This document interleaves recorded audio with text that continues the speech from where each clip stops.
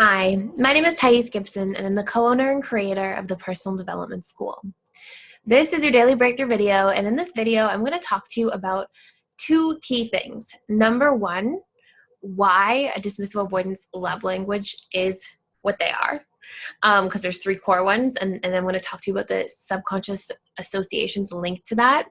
And I'm also going to talk to you about how to create a breakthrough as a dismissive avoidant, because the root cause of why the DA's love languages are what they are is something that's actually based on a wound, and that wound can be broken through, and I'm going to give you some key steps to start off with, okay? So before I dive into this video, we're doing a sale right now to support our community during all of the uncertainty that's still going on in the world, and hopefully it changes and turns around soon, but the coupon code is with you. It's all one word, and I will put a button on this video somewhere so you can click to access that.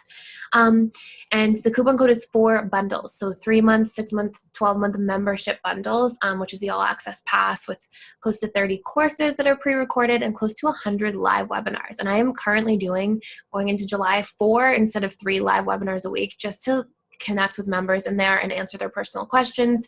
We do 2 full live Q&A sessions every week starting in July, and then 2 bonus content courses that are like webinar courses every week that also have live Q&A at the end and throughout, really. So would love to see you in there. Let's talk about the dismissive avoidant. So the dismissive avoidance key love languages, the way that they communicate or they give and receive love, are acts of service and gifts. Gifts I see more for females than males, and acts of service tends to be the sort of like pervasive one for the dismissive avoidance, the one that most dismissive avoidants have. Words of affirmation is also a huge love language for dismissive avoidance, but it's words of affirmation being received, whereas they can struggle to give words of affirmation. So it's sort of like a one-way space to a certain degree. However, they do feel like it's a little bit easier and safer to express that love language first as they're on the path to becoming more secure. Then they feel that it is to express physical touch and to really be invested in quality time. So if you're not familiar, by the way, the 5 love languages are based on somebody named Dr. Gary Chapman and some of the research he did about the way couples communicate and give and receive love. So it's based on his research. So that's really interesting, right? And those are like, isn't it funny to you? And if you're interested, you can check out the other videos I've done about this in the past. But specific attachment styles, there is a correlation with what their love languages tend to be that I've seen show up very strongly. Now, the other interesting part here is that you have to ask yourself the question, why? Why are these the love languages for the dismissive avoidant, and what are the correlations? Well, what I found is that dismissive avoidance, those are the safest love languages. Acts of service is indirect, it's not too vulnerable. Words of affirmation can be received because it's clear and they value that clarity and directness. It feels a little vulnerable to express it, so sometimes they don't reciprocate completely, although they value receiving that love language. And gifts is also very safe and quite indirect. And so this is the love language these are the love languages associated with the least vulnerability. If you juxtapose that to fearful avoidance, for example, fearful avoidance like love, physical touch, quality time, the deepest things that they can find, because for a fearful avoidant, when they had to become hypervigilant in childhood and super tune in to everything that was happening, what they learned is that if I can get really clear and there's lots of transparency and there's lots of depth in our interaction, that's some kind of guarantee towards safety. And so fearful avoidants tend to value depth of connection, transparency, honesty, getting as clear as you can about things in terms of your vulnerability and open communication. And they tend to have these programmed in subconscious associations that say, oh, this is safer. So it's super interesting. I'll do a little video about anxious, preoccupied love language as well, but I kind of just threw that in there to show the example.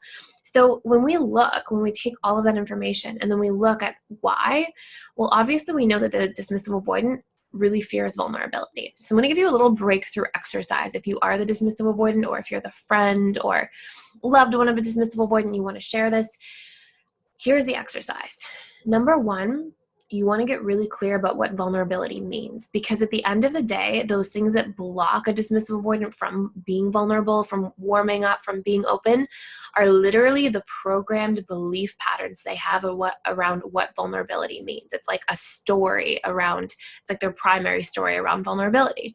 So you want to ask yourself, if you are the dismissive avoidant, what does vulnerability mean to me? It means I am weak.